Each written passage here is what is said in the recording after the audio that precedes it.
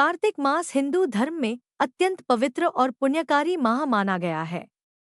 यह मास भगवान विष्णु, माता लक्ष्मी और भगवान शिव की उपासना के लिए विशेष महत्व रखता है। इस मास में किया गया स्नान, दान, व्रत और पूजा कई गुना फलदायी होता है।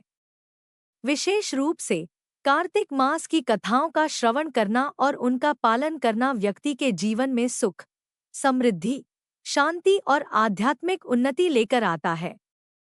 कार्तिक मास की कथा का पहला अध्याय अत्यंत महत्वपूर्ण है, जिसमें एक पवित्र और धर्मपरायण राजा की कथा का वर्णन है, जिसने कार्तिक मास का व्रत करके भगवान विष्णु को प्रसन्न किया।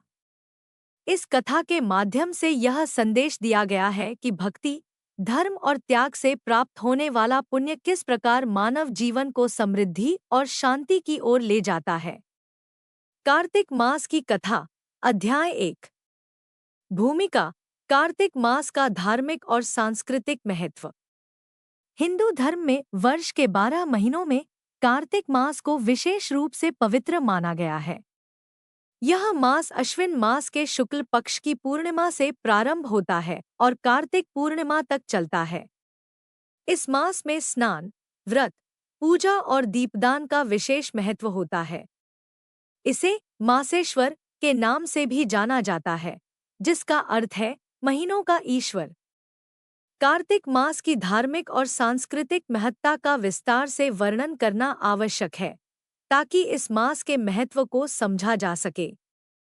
कार्तिक मास की कथा में हम भगवान विष्णु, शिव और तुलसी के महत्व को प्रमुखता से देखते हैं। यह मास भगवान विष्णु के योग निद्रा से जागने का समय है, जो देवउठनी एकादशी के रूप में मनाया जाता है। इसके साथ ही इस मास में भगवान शिव और कार्तिकेय की पूजा का विशेष महत्व है, क्योंकि भगवान कार्तिकेय का नाम इसी मास से जुड़ा हुआ है। यह मास विशेष रूप से स्नान, दान और दीपदान के लिए उपयुक्त माना जाता है, क्योंकि इस दौरान किए गए धार्मिक कार्य कई गुना फल देते हैं। राजा हरिध्वज की कथा, अध्याय 1 की शुरुआत। बहुत समय पहले एक धर्मनिष्ठ और पराक्रमी राजा हरिध्वज नामक राजा का राज्य था। राजा हरिध्वज एक धर्मपरायण, न्यायप्रिय और प्रजा का कल्याण करने वाला शासक था।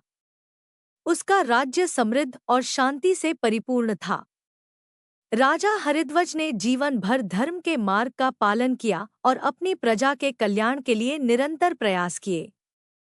राजा हरिध्वज की धर्मनिष्ठा का यह परिणाम था कि उनके राज्य में प्राकृतिक आपदाएं नहीं आती थीं, प्रजा सुखी और समृद्ध थी और भगवान की कृपा सदैव उन पर बनी रहती थी। राजा ने कई यज्ञ, हवन और धार्मिक अनुष्ठान किए थे, जिनसे उनके राज्य में हमेशा समृद्धि का वास होता था। लेकिन राजा हरिध्वज की एक विशेष इच्छा थी। वह चाहते थे कि उनकी प्रजा हमेशा सुखी रहे और उन्हें मोक्ष की प्राप्ति हो। इसी इच्छा को पूर्ण करने के लिए राजा ने कार्तिक मास का व्रत करने का संकल्प लिया। कार्तिक मास का व्रत प्रारंभ, नियम और विधियां। राजा हरिध्वज ने अपने गुरुजनों और धर्मशास्त्रों के मार्गदर्शन में कार्तिक मास का व्रत प्रारंभ किया। कार्तिक मास के व्रत के दौरान कुछ विशेष नियमों का पालन करना आवश्यक होता है, जो राजा ने पूरे श्रद्धा और समर्पण के साथ अपनाए। इन नियमों में ब्रह्ममुहूर्त में उठकर पवित्र नदियों में स्नान, भगवान विष्णु और शिव की पूजा, तुलसी के पौधे की आराधना, दीपदान और व्रत का पालन प्रमुख थे। कार्तिक मास में प्रातःकाल स्नान का विशेष महत्व होता है। यह माना जाता है कि जो व्यक्ति इस मास में सूर्योदय से पहले पवित्र नदी या जलाशय में स्नान करता है, उसे समस्त पापों से मुक्ति मिलती है। राजा हरिध्वज ने नियमपूर्वक प्रत्येक दिन ब्रह्ममुहूर्त में उठकर स्नान किया और इसके पश्चात भगवान विष्णु की पूजा की। उन्होंने व्रत के नियमों का कठोरता से पालन किया और पूरे मास भगवान की सेवा में अपना समय व्यतीत किया। कार्तिक मास का एक अन्य महत्वपूर्ण पहलू है दीपदान। इस मास में दीपक जलाने से विशेष पुण्य की प्राप्ति होती है। राजा हरिध्वज ने अपने महल और पूरे राज्य में दीप जलाने का आदेश दिया, ताकि उनके राज्य में अंधकार का नाश हो और प्रकाश का वास हो। उन्होंने तुलसी के पौधे के समक्ष दीप जलाकर भगवान विष्णु की आराधना की। तुलसी को कार्तिक मास में अत्यधिक पूजनीय माना गया है और इस मास में तुलसी विवाह का आयोजन भी होता है। राजा हरिध्वज की भक्ति और भगवान विष्णु की प्रसन्नता। राजा हरिध्वज की भक्ति और समर्पण से भगवान विष्णु अत्यंत प्रसन्न हुए। राजा ने पूरे मास में बिना किसी प्रकार का भोग या विलास किया, केवल भगवान की सेवा और ध्यान में लीन रहे। उन्होंने अपने सभी सांसारिक कार्यों को त्याग कर भगवान विष्णु की आराधना की। इस प्रकार की निष्काम भक्ति से भगवान विष्णु ने राजा पर अपनी कृपा बरसाई और उन्हें स्वप्न में दर्शन दिए। स्वप्न में भगवान विष्णु ने राजा से कहा, हे राजन, तुमने अत्यंत श्रद्धा और समर्पण के साथ कार्तिक मास का व्रत किया है। मैं तुम्हारी भक्ति से प्रसन्न हूँ और तुम्हें आशीर्वाद देना चाहता हूँ। जो भी वरदान तुम मांगना चाहो, मैं तुम्हें वह देने के लिए तैयार हूँ। राजा हरिध्वज ने भगवान विष्णु से कहा, हे प्रभु, मेरी एक ही इच्छा है कि मेरी प्रजा सदा सुखी और समृद्ध रहे। उन्हें कभी किसी प्रकार का कष्ट या दुख न हो और उन्हें मोक्ष की प्राप्ति हो। भगवान विष्णु ने राजा की यह प्रार्थना सुनकर कहा, हे राजन, तथास्तु। तुम्हारी प्रजा सदा सुखी रहेगी और तुम्हारे राज्य में समृद्धि का वास होगा। तुम्हारे इस पुण्य से तुम्हें और तुम्हारी प्रजा को अनंतकाल तक सुख और शांति की प्राप्ति होगी।